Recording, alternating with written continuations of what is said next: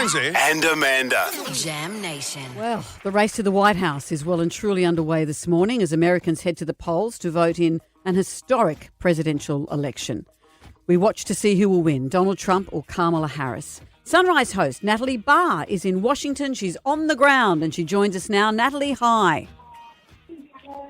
Hi from a rooftop on top of the NBC building overlooking the US Capitol, guys. You want to be careful being up on a rooftop, Nat. You're not holding an umbrella or anything gun-shaped. Jonesy, that makes me feel a whole lot better now that they're, issuing security alerts. And the FBI has just set up a command post down the road monitoring domestic and international threats. Yeah, making me feel really good. Well, Natalie, what a time in history to be in the US. What is the vibe on the ground there? Are people anxious? Is there malevolence? How are people feeling? Well, first of all, in Washington, D.C., Democrats have won here for many, many years. The vote is usually 90% or so Democrat. Last time Donald Trump got 4%. So in Washington, D.C., it's heavily Democrat. In the states, mind you, there are a lot of tourists, so we've talked to a lot of tourists too. A lot more of them are Trump. In the last few days since we arrived, since Friday, a lot of people were quite relaxed and chatty. Today, boy, did things change. We went out on the streets and everyone was so nervous. So many people wouldn't even talk to us. So many people didn't want to say who they thought would win. It's definitely a mood change. Wow. Security has ramped up. More shops have been boarded up. There are fences all around the White House precinct. Yeah, it's definitely changed. People are worried. Wow, that is quite terrifying, isn't it? When do you think we're likely to have some kind of outcome?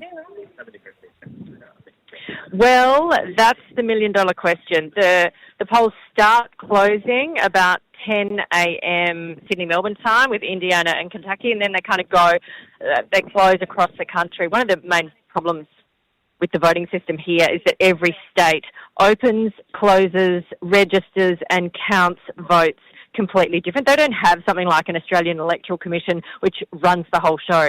Every county, every state runs it all completely differently. And so that's one of the reasons why I think there's sort of so many claims and counterclaims. Mm-hmm.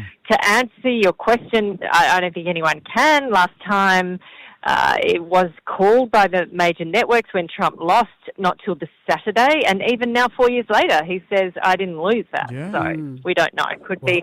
The polls are still saying very close.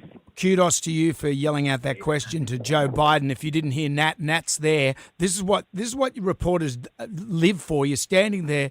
The helicopter's just landed. Joe Biden gets off the helicopter. Nat Barr yells this out. Mr. President, are you sorry you called Trump supporters garbage? And he looked at you. He stopped for a minute and then kept walking. He kind of put his head down. That was just so, I hate to say it, it's so exciting. I've reported from the White House on the last two election campaigns, but I've never actually been on the South Lawn. You sort of walk through the West Wing and out onto the South Lawn, and then the choppers coming in. There's Secret Service all over the place with, literally talking into their wrists and into their chests, and then the chopper comes in.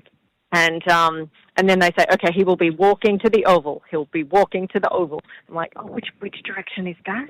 And then our cameraman, Cam Wallace, who does many of these, who was not that excited about it because it's very old news to him, he's going, okay, you'll probably have two chances of calling out a question, so get your question ready. Wow. So I just thought that was the Balls most pertinent.